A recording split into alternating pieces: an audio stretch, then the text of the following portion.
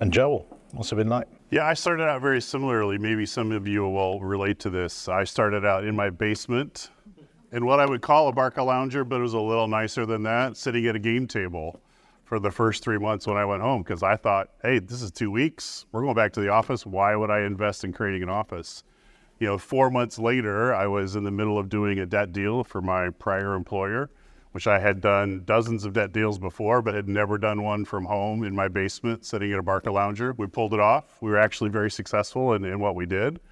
But it taught me a lot about, I'm a little bit different than Leanne. I'm an extrovert. I thrive on being around people. I get my energy from processing things out loud with other people.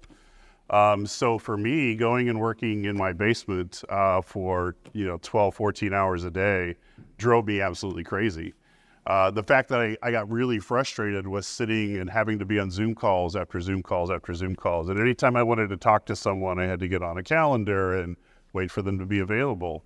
And I actually found myself working more than if I had gone to the office.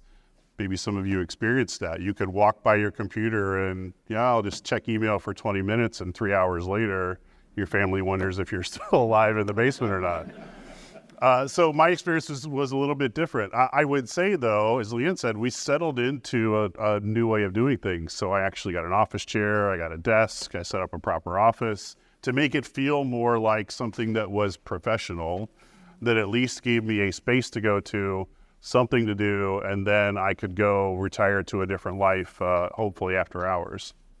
The thing I would say that I learned through hybrid working, though, once we kind of morphed 2 years after COVID, I work for, again, a private equity-owned company. They were very forceful and very big on us being back together, so we actually built out an office. We are now in a true hybrid work schedule, and that for me has been a very welcomed opportunity to get back and be with people, to be around people and interact and collaborate and solve issues quickly. Those are things that I got frustrated with in a hybrid environment. Maybe some of you did as well. The thing I saw in some of my staff is you really started to see kind of the bifurcation of the introverts and the extroverts, and you could really start to see who did really well. You could see people who were struggling. We had to get a lot more intentional around having team meetings and, drinks over Zoom at 5 o'clock on a Friday night just to make sure people were staying connected. I think we all suffered through all those issues. Now I think we're in a post-pandemic environment. Now what do we do? I think we're facing into maybe this is the new norm, but what does that new norm look like? And will it evolve and change even further? God forbid if there's another pandemic or if there's another crisis that we have to go through.